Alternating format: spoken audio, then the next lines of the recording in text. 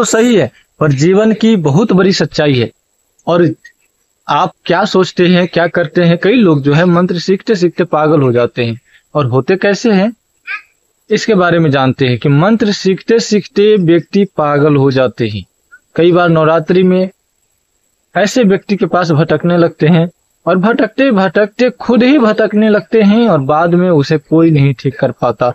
उसका कमी क्या है, किस कारण से लोग पागल होते हैं, ऐसे तो कहा नहीं जा सकता। फिर भी जो मनुष्य गलतियां करती है साधना के लाइन में, उसे इस वीडियो में जागृत करना चाहता हूँ, उजागर करना चाहता हूँ, ताकि आप लोग इस बात को अपने मन में बैठाए। देखिए, जैसे कि हम एक व्यक्ति है जो मंत्र सीखना चाहते हैं। हमारी मनसा क्या होगा, उस समय हमारी दशा क्या होगा, हमारा सोच क्या होगा, उसको हम इस वीडियो में दिखाते हैं।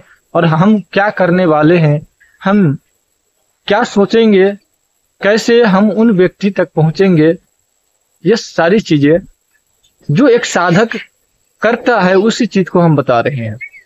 जैसे कि हम अभी सीखने जा रहे हैं, किसी गुरु के पास सीखने जा रहे हैं। अभी हम काखा गघा यरा लबा 1 2 20 100 तक कुछ भी नहीं आता।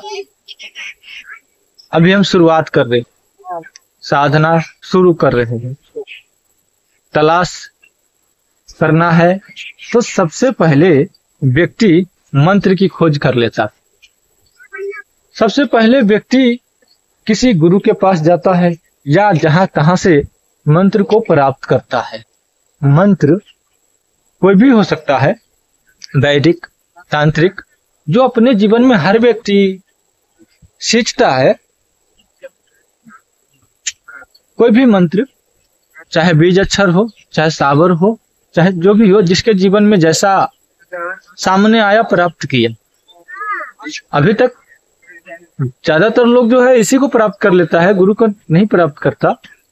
लेकिन कई लोग पहले गुरु के पास जाते हैं। लेकिन आज तक हमें तो ऐसा नहीं लगा, जो मैंने देखा वो पहले मंत्र को ही प्राप्त करता है, बाद में गुरु को प्राप्त करता है। और आपकी क्या दशा है जरूर बताइएगा। तो हम ये सोचते हैं कि हमें गुरु बनाना है, हमें साधना लाइन में आगे बढ़ना है, हम बेचैन हैं, हमारी परिस्थिति, हमारी हालात ये चीज सीखने पर मजबूर कर रहा है, तभी हम सीख रहे। नहीं तो इतना अच्छा खासा जिंदगी में मंत्र सीखने की कोई आवश्यकता ही नहीं है। काला जादू, टोने टोटके ये सब करने की कोई आवश्यकता ही नहीं है, क्योंकि हम हालात से बंधे हुए हैं। हम हालात से इतना जूझ रहे हैं कि इस हालात को पार करना मुश्किल हो रहा है, इसलिए हम मंत्र सीखना चाहते हैं। कोई उपाय नहीं है, इस संकट से बचने का कोई दुर्लभ उपाय नहीं मिल रहा है। डॉक्टर के पास जाता हूँ, इसका इलाज नहीं है, और कोई ओझा भगत के पास जाता हूँ, वो ठीक नहीं कर पा रहे हैं, और कई बार ठीक कर देते हैं तो वो हमेशा के लिए ठीक नहीं होता, फिर से परेशानी आ जाती है। इतना से हमारा समय नहीं चल सकता, हमें सीखने की बहुत आवश्यकता है।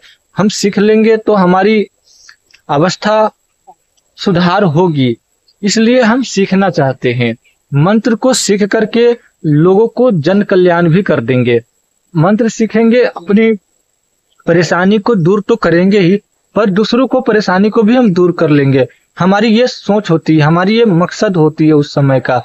जब हम मंत्र सीखना चाहते हैं तब हम यही सोचते रहते हैं कि आज तक जो हमारी परेशानी हो ठीक नहीं कर पाया कोई, शायद ये मंत्र सीखने से खुद परेशानी दूर हो जाए। यदि किसी बाबा से, किसी ओझा से, किसी तांत्रिक से हमारी परेशानी ठीक हो जाएगा तो हम इस दलदल में जाएंगे ही नहीं, क्योंकि ये दलदल है। और इस दलदल में कोई क्यों आएगा? डॉक्टरी पढ़ाई करेगा, पुलिस कर्मी का पढ़ाई करेगा, दौड़ लगाएगी, पास करेगा, परीक्षाएं पास करेगा, अच्छी खासी 1 लाख 2 लाख का महीना कमाएगा, न कि इस दलदल में आएगा जहां 0 रुपया आमदनी तक नहीं है। कोई देता है तो कोई नहीं देता है, और कोई देता है तो 2 बात सुना के चला जाता है। इस तरह के कारोबार में क्यों आएगा? जो 10 रुपया देता है और जन कल्याण के नाम पर कुछ नहीं होता, वो उसके घर की कुछ बरकत नहीं होती, वो सही से खाना भी उसको नसीब नहीं होता, उसको जो है सही ढंग से खाना पीना मिलना बड़ा मुश्किल होता है। तो ऐसे दलदल में क्यों आएगा? वो बिल्कुल नहीं आएगा। वो हमेशा पढ़ाई लिखाई पर ध्यान करेगा, जो अपने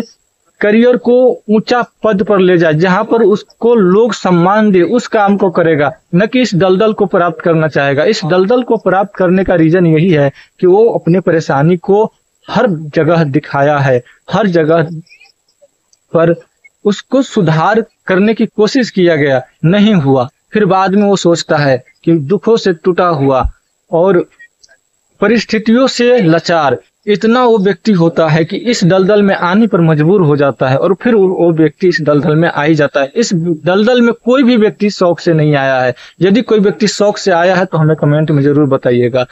हमें आज तक नहीं लगा, हम खुद इस दलदल में आए हैं तो शौक से नहीं आए। हमारी मजबूरी, हमारी परिस्थिति इस दलदल में हमको खींच के लाया है। तो क्या होती है मनसा कि हम जब शुरू में सोचते हैं कि हमें साधना करना है, शुरू में जब हम भगत बने थे तब हमारी दिमाग में ये नहीं आया था, हमें तो बस ये आया था कि मंत्र प्राप्त करना है। बाद में साधना की सोच आई तो मैंने साधना किया, और फिर शक्ति प्राप्त करते करते आज तक मैं साधना जारी ही रखा हूँ। लेकिन पहले आप क्या करते हो कि साधना के सोचते हो और गुरु बार बार बदलते रहते हो। आपकी कहीं कामयाबी ही नहीं होगा जब तक आप स्थिर नहीं होंगे। आपको कोई स्थिर ज्ञान नहीं दे पाएगा, और तभी आप जो है आगे नहीं बढ़ पाते हैं।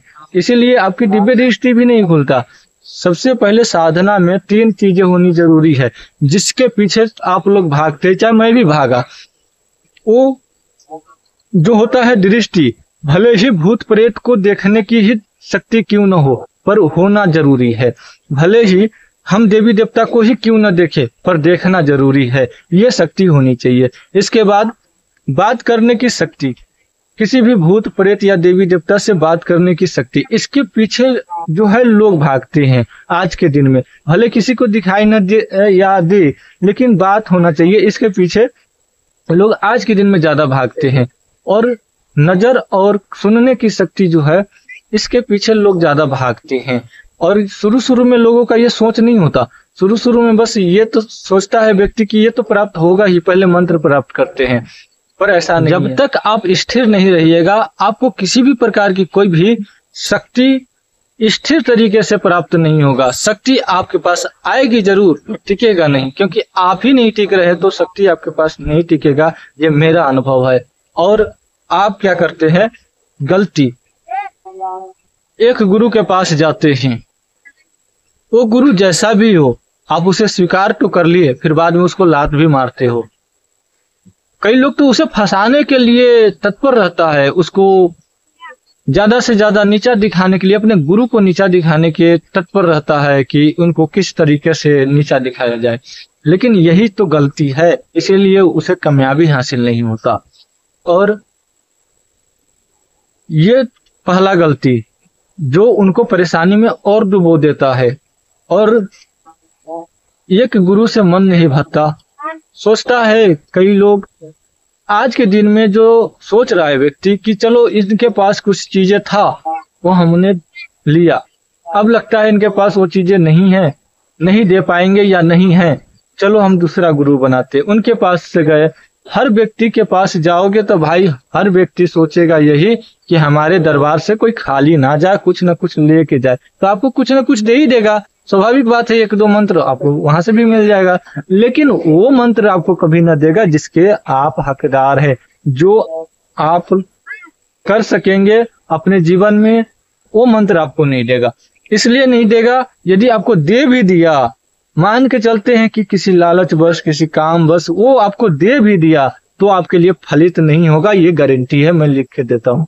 इसलिए फलित नहीं होता क्योंकि वो शक्ति ही ऐसी होती है, जब तक आप उस लायक नहीं बनिएगा वो शक्ति आपसे चिपकेगा ही नहीं, और वो शक्ति आपसे चलेगा ही नहीं, क्योंकि उसमें नियम होती है, वो नियम आपको चलाना पड़ता है, तभी आपको वो शक्ति आपसे चिपकेगा। तो गुरु भी देखता है कि चेला हमारा उस लायक बना कि नहीं, तभी वो शक्ति मिलता है। वरना देने के लिए तो हजारों है, हजारों आपको दे देंगे लेकिन रहेंगे भी नहीं।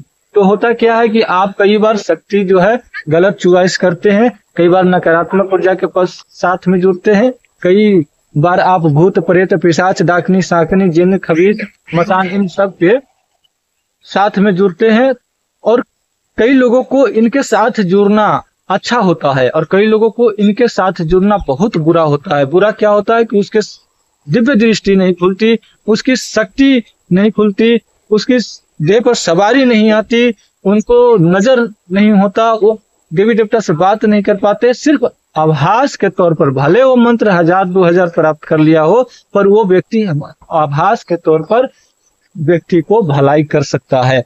उन्हें सिर्फ आभास होगा, लेकिन ना तो सुनाई देगा ना तो दिखाई देगा। लेकिन ये चीजें प्राप्त करने के लिए आपको स्थिर रहना होगा, तभी आपको मिलेगा, वरना दौड़ते रहो, आया हुआ नजर दृष्टि भी आपसे छीन जा सकता है। और कभी कभी होता यह है कि आपकी आए हुए नजर दृष्टि या सुनने की या बात करने की जो शक्ति है, कई बार ऐसा होता है कि बार बार गुरु बदलने से वो शक्ति भी नाराज हो जाती है और वो शक्ति आपसे दूर चले जाते हैं। और ऐसे में ऐसे व्यक्ति बदनाम करता है गुरु को कि हमारा गुरु ही हमसे शक्ति ले लिया, इसलिए हमसे वो शक्ति बात नहीं करता है। बहुत तरह की बातें होती है और बहुत तरीके से गुरु को जो है चेला जो है दबोचना चाहता है, उसको भड़काता है और उसको गुरु को डांटता है, फटकार लगाता है कि हम ये कर देंगे, वो कर देंगे, ऐसा कर देंगे, वैसा कर देंगे। हमने देखा है भाई, इसलिए बता रहा हूँ। इसलिए जो व्यक्ति अपने गुरु को चरण में ना झुका वो कहीं नहीं झुकेगा, और उसे यदि शक्ति मिल गया तो वो नाश के अलावा कल्याण कभी नहीं करेगा। ये बात सत्य है। जो अपने गुरु के चरण में नहीं झुक सकता वो कहीं नहीं झुकेगा, और वो व्यक्ति नाश के अलावा किसी का कल्याण नहीं कर सकेगा, और वो हमेशा बदला की भावना में जीता रहेगा, और कभी उसका बदला पूरा ना होगा, क्योंकि उसकी शक्ति जो है भले ही वो प्राप्त कर लिया हो, पर उसे साथ उतना ही देगा जितना कि ऊपर से आदेश आया होगा। तो इसलिए कोई भी काम को आप लोग करते हो तो उसमें नियम जरूरी है। आप गुरु बनाते हो उसमें भी नियम जरूरी है। आप गुरु की आज्ञा के बिना आप कुछ भी करते हो तो ये भी परिस्थिति आपको खराब कर सकता है, आपकी हालात खराब कर सकता है, क्योंकि जो गुरु जो अनुभव पाए हैं वो आपने नहीं पाया होगा। भले ही वह आपका गुरु कम उम्र का है, इससे कोई माने मतलब नहीं है, ठीक है। तो ये चीजें आपको देखना है कि आप कर क्या रहे हैं।